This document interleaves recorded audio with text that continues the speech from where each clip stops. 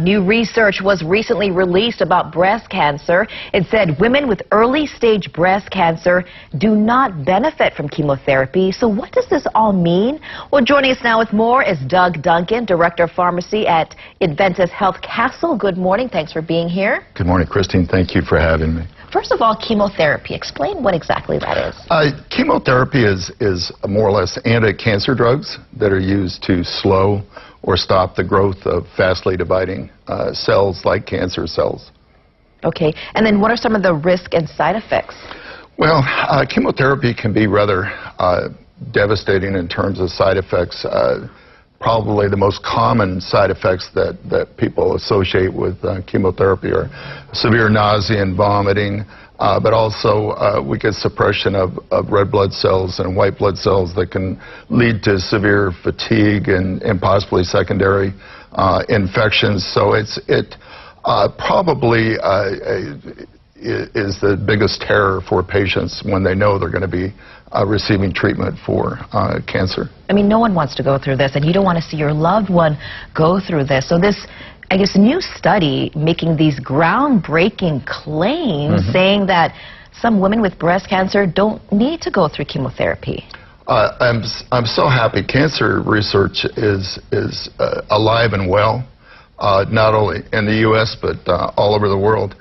Recently, the Taylor RX trials was a study where patients that had certain types of breast cancer in the early stages, like HR positive, HER negative, node negative breast cancers, they took a sample between 6 different countries of approximately 60,000 patients. Of those, 7,000 qualified for the study. And what it is that through biopsy and gene examination, they can determine a patient's, through the biopsy, whether they're low, intermediate, or high risk for return of the cancer.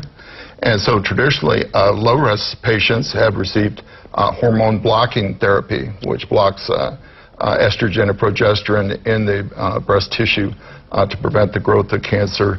High risk was a combination of surgery, chemotherapy, and very often radiation. The intermediate group, which is the group that this study addresses, was kind of a gray zone. You know, do we do too much or too little? So they took, of this intermediate group, they had 7,000 participants. They divided it in two. Half the group got low-risk therapy, and half the group got high-risk therapy, hormonal chemotherapy, radiation.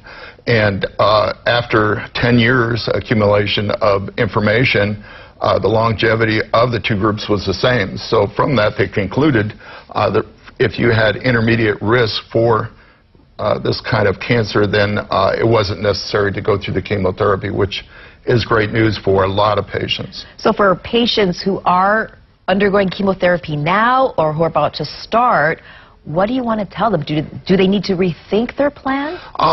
Only for this select group. The trial was groundbreaking and it was phenomenal news, but not everybody with cancer is going to benefit from the study.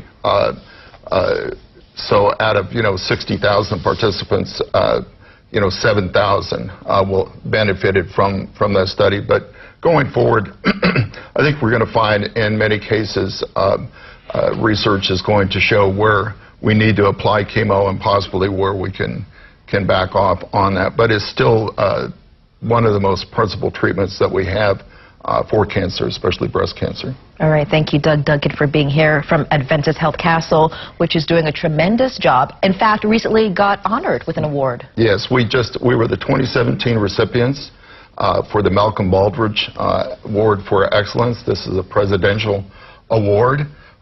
It was a culmination of 15 years of effort. Kathy Rayful, Laura Westfall, Travis Clegg, and Steve Bovey and Eric Anderson.